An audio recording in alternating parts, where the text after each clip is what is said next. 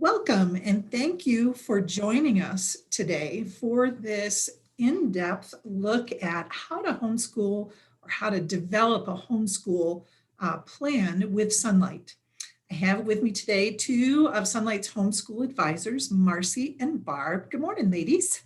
Hi. Hi. All right, so I'm going to let them introduce themselves. My name is Judy. I am Sonlight's marketing sales coordinator.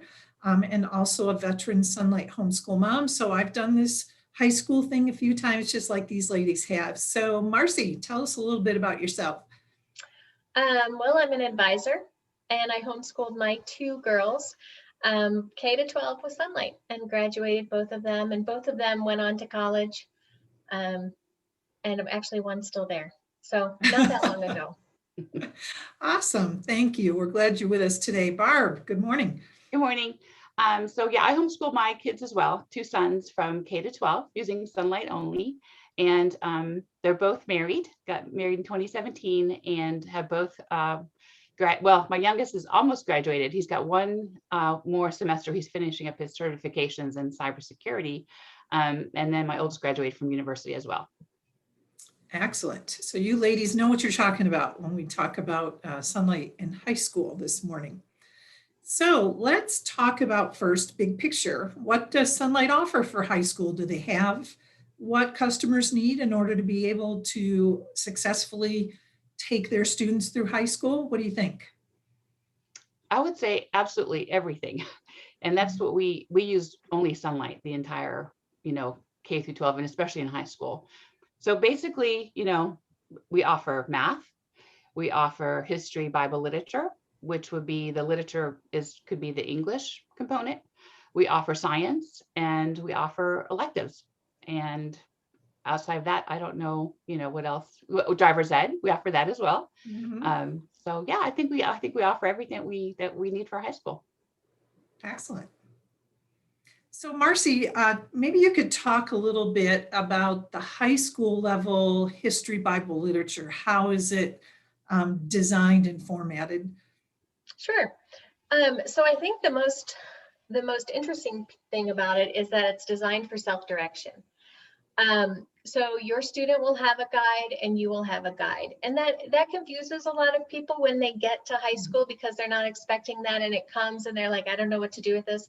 So it's designed for your student to be able to open it, go through the schedule, and then you have pretty much the same guide, but you have the answers. So then you check in with your student. I had my kiddos write down their answers in a notebook so that I could check back with them. Some people do it orally. So you can kind of use that how you'd like to. And I think that the History Bible Lit sequence in high school is really comprehensive. I think it gives you everything you need to build a really strong transcript, and there's more levels than you're going to need. So that gives you some flexibility to choose the pieces that you want to use or that have value to you. So I think you've got everything you need in terms of flexibility and a good solid sequence. Awesome. So Barb, maybe talk a little bit about how do you put those modules together? I mean, what do you need to build a high school program? Well, the first thing you want to look at is what courses do you need? What are your state requirements? You want to find that out. And then if they're going to a trade school or they're going to university, you want to kind of find out maybe even what they would want to see in a transcript. For example, if they're going into engineering, you want to maybe look at the higher level math programs, that they might need on their course, on their transcript. Or if they're going into maybe the medical field, you want to maybe look at some of the upper level science programs. If they're going to computer programming, we've got Sonlight offers computer programming courses as well. So you really want to look at what do you want to see, what's a good resume is really what the transcript is, that's going to be beneficial. So you want to find that out first, but basically you want to look at typically like a history Bible literature program, and then a science program and a math program, and typically an elective. Foreign language is always a good, excellent one to add. I mentioned driver's ed earlier. There's art. There's so many different ones that we offer. So you really want to look at those 4 big subjects first, and then choose what we offer. I think you mentioned something that's important to maybe park on just for a minute. You talked about what does your state require? And so I remember homeschooling on the East Coast. My kids had to have a lab science to graduate from high school. And most of the colleges that my kids looked at also required a certain number of lab sciences. So the nice thing is Sonlight absolutely offers the biology and the chemistry and even advanced levels of those particular sciences. So lab sciences are one of those things that you have to look for. What are some other things that you've come across in talking with high school level parents that you found out that different states require for graduation? I'm not sure. I think honestly, because we just honestly tell them to check with their state requirements. We can't make that a determination for them of what they need. So I would just say it's basically American history. You know, most of them, and this is just real general, most need an American history course, a world history course, and we offer that. Geography, which is covered in our high school levels, you know, all of them, all four of them. Also science, obviously, biology, chemistry, physics, and maybe an advanced, and also English, which is the literature. I think I mentioned that. And let's see what else. American government, civics, economics, typically. Trying to think that, I think that's all. Marcy, am I missing something? The only thing I would say is one question that we frequently get is, well, my child took this in 8th grade. Am I allowed to put it on the transcript? And yes, you should check with your state to make sure that you have the latitude to do certain things with your transcript. That's something that you need to find out, you know, how much flexibility you have. And that might affect too when you take certain things like, okay, you know, history W is world history, but can I count it if we did it in 8th grade? So that kind of thing is something that you'll want to check into. Yeah, we did that. We had a couple courses that my youngest took in 8th grade. And we, in our state, we were absolutely able to use on our transcript courses that they took in 8th grade. Right. Excellent. Good reminder. That's a very good thought. So you also mentioned electives. So how do electives help with a high school transcript, especially, or with post-high school plans? I know sometimes electives are those things that you're so busy making sure you've got the math and you've got the science and you've got everything else that you need, that electives kind of get pushed aside. But those are important, yes? They are, and I think they're a good way if you have a college-bound student or even with a trade school, it's a good way to show them that your child is well-rounded. So, you know, they want to know, do they know something about music and do they know something about languages and other cultures? So that's a good way to show that. It's also a good way to introduce your child to things that they might want to pursue after high school. So if they have a particular interest, you have the luxury of having the time to let them explore some of those things, and that could go on the transcript. So yeah, I think electives are really important. And if they're going to college, they're going to look for specific electives. Yeah. I'll mention, I talked to a customer several years ago. Their son was going to apply to the Air Force Academy. And they were scrambling actually the last semester, or maybe the last year, I can't remember exactly, it's been a long time. The problem, while the student was excellent in academics, just very high academic, the problem was he had never had anything on his transcript that it required teamwork. So there was nothing team related. So the Air Force, they told me at the time, they were looking for something like that, you know, to, like Marcy mentioned, so the students are well-rounded. It's not always about academics. So they were scrambling. So I just recommended maybe like sports. You know, sports is a great to put on the transcripts. That's very obviously team oriented, but that's kind of important too, is to add something like that, you know, as well. Yep. And I think one of the benefits too of homeschooling high school is the fact that you do have the opportunity to pursue your students' passions, or maybe to even discover what those passions are. I had one student who discovered a passion for karate, and thoroughly enjoyed being part of a karate program, and that then translated into stepping into a law enforcement career in the military.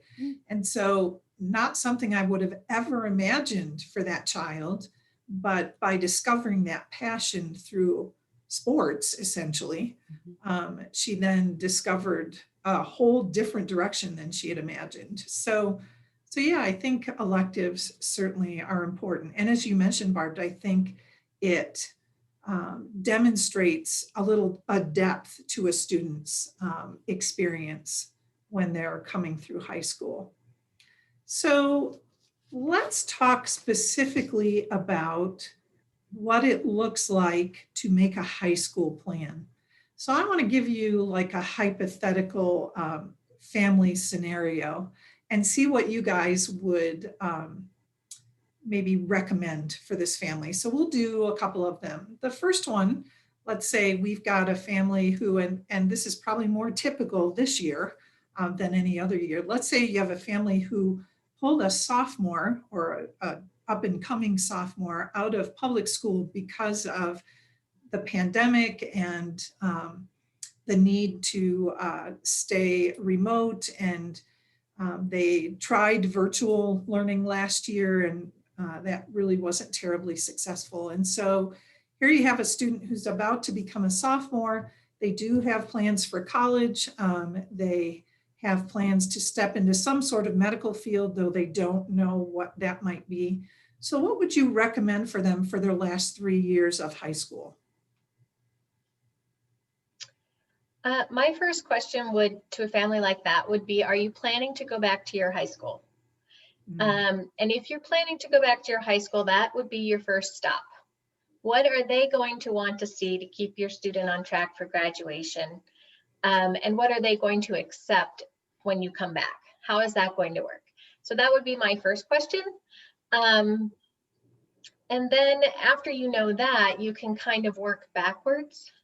Maybe you know you're only doing it for this year, so we only have to make sure that you're getting in the appropriate math and science and hitting some of those things hard that you're going to need to advance in the following years. If you're planning to homeschool for a longer term, then we have to work backwards from graduation and make sure you're getting in everything that you want to get in for graduation. But knowing where and how you're going to graduate, in my opinion, is kind of the first stop. Yeah, good point. And if they're going into the medical field, obviously, and let's just say they're going to homeschool with Sonlight, all the way through, then you want to make sure that you get like probably the upper advanced biology on their transcript as well.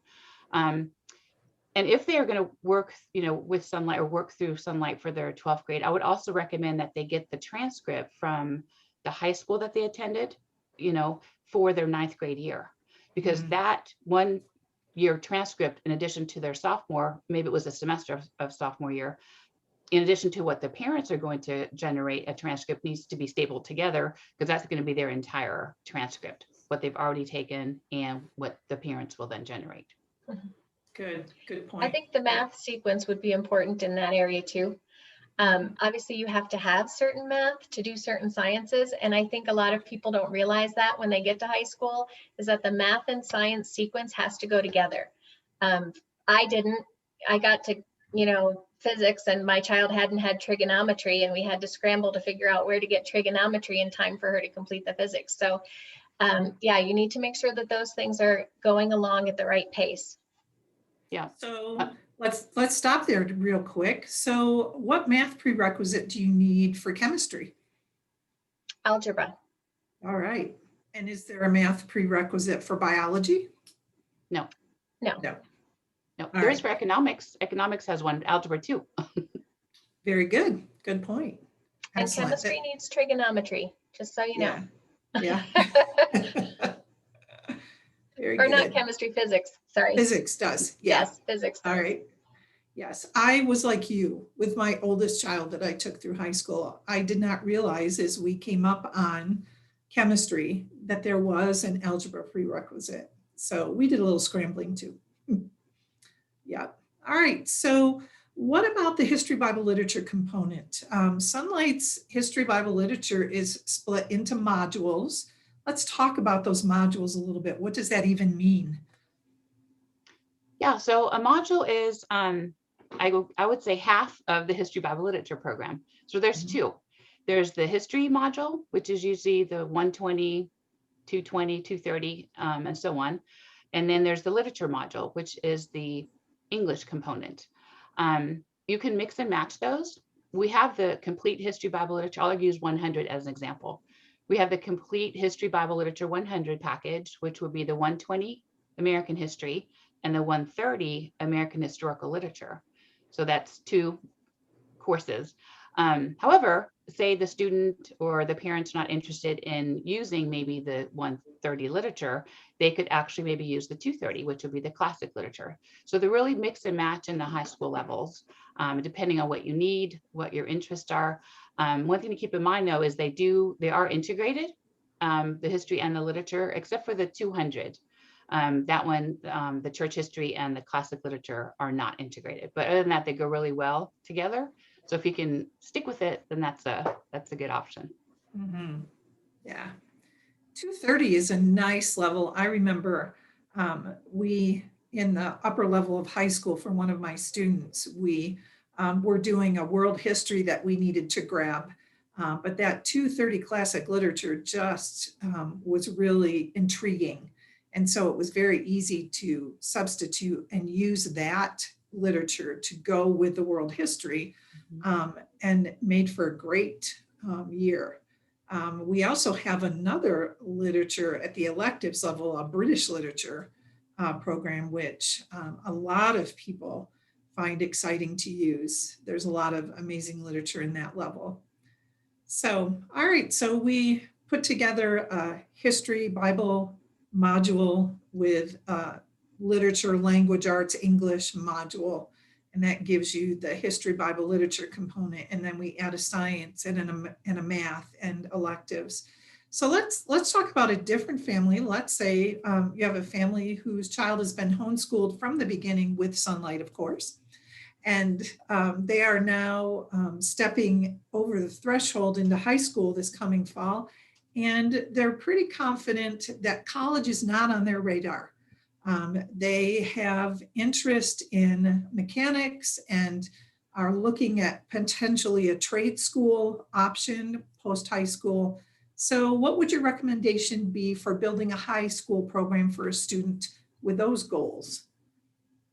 Well, I would again start with the, go ahead, Marcy. I would start with the state requirements. Like that's always like number one, whatever that is. The other is I would actually try to maybe research the trade schools that they will be going to, whether it's going to be something local, are they going to be moving someplace? I kind of find that out, and then find out from that trade school what they want to see on a transcript. I don't know if they have recommendations, for courses as well, but you certainly want to cover all your bases so there's no surprises at the end going, oops, I forgot to add, some elective that we offered. So you just want to find out, what you'll need. I think if you're in that situation too, you're kind of lucky because that you have some flexibility to be creative and to look at levels that are going to play into your students' interests. And I think History of Science J would be an awesome high school option for a kiddo that has an interest in engineering and science and wants to focus on that. And sometimes those high school courses are a good way to find out if your student really has an affinity for what they're interested in, because how many people go to college and the first year is a wash because they didn't really know and understand what they wanted to do. So this can give you some time to kind of explore some of that stuff so that you don't make that freshman mistake. Mm-hmm. Good point. Very good point. Good. I feel like we've done a pretty good job of addressing what Sonlight has to offer for high school. So let's kind of wrap this up. Sonlight has a specific product that we designed to help parents and students make these decisions about what happens after high school. And Barb, I think you grabbed a copy of that. I did. Yeah. Why don't you share that with us, the two of you? Yes, so it's called the College and Career Planning Kit. It's the level 680 is what the item number. But there's 3 components to it. One is a book called Finding the Career That Fits You. And that could be whether it's trade school or whether it's going, to university or going straight into the workforce. It's really helping the students find out what their passions are, what their gift is, what is, what their vocation could be. So this whole kit, the students can walk through it within like a short 9-week period, or they could spend the entire 4 years going through it. So the first book they go through kind of just helps narrow their interests on what they want to do. And then the second part of it is another book called The Home Scholar's Guide to College Admission and Scholarship. And that book will help students, find scholarships, number one. It helps the parents with the entire high school process. What does that look like? What SATs, ACTs, PSAT, college visits, what does a transcript look like? All that information. So this I think there's 58 steps in there. I can't remember how many exactly. Let me look. But they walk through it, and every day they do, they could do it once a week. They could do it a couple times a week, but it has like a little job for them to do, the date they did it, how long it took them to do it, and then what to do. And then I always recommend, this is written for the student, but I also recommend that the parents look over it to make sure that it's getting done, that the student's actually doing the work. But just because it helps the parents understand, the entire process as well. And then at the very end, it can be counted as an elective because the students have spent a lot of time with it. Sure. But also it helps with the parents for FAFSA. There's some forms in there for tracking, the different colleges that they might be interested or looking at, who they talk to, what else they need to do, and what they might be missing. So anyway, it's a real good program. And like I said, it can be used within 1 year or up to 4 years. So Marcy, when would you recommend that people actually look at this product and get started with it? It depends on what your long-term plan is. In terms of high school planning, I always say start like around 8th grade. If you're going to start college planning, maybe 10th or 11th grade, you can start taking the PSAT and those other tests pretty early, 9th and 10th grade. So that will give you kind of your jumping off point.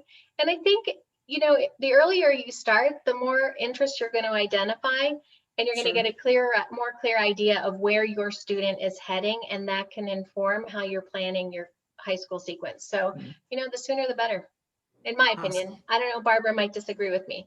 No, I agree. Absolutely. Yeah, I would say, usually 9th grade would be good. 8th grade to start looking at it. But if they're just beginning with Sonlight, probably, like I said, 10th or 11th grade. Absolutely. Excellent. And of course, we have our homeschool advisor team, which is available to help you walk through questions about high school, whether you're brand new to the idea of high school and maybe just a little nervous that you might miss something important, or whether you're nearing the end of your first high school journey and you're trying to make or help your student to make wise choices about what happens after high school. And so certainly all of our advisors have graduated students from Sonlight, and so they certainly have the depth of experience and knowledge to be able to help make that decision. So real quick to wrap this up, give me one little tidbit of advice that you would give to parents who are looking at high school for the first time as a homeschooler. Barb? So I would say probably 2 things. One, like I would say for our sons, like it was probably the best of the years of homeschooling.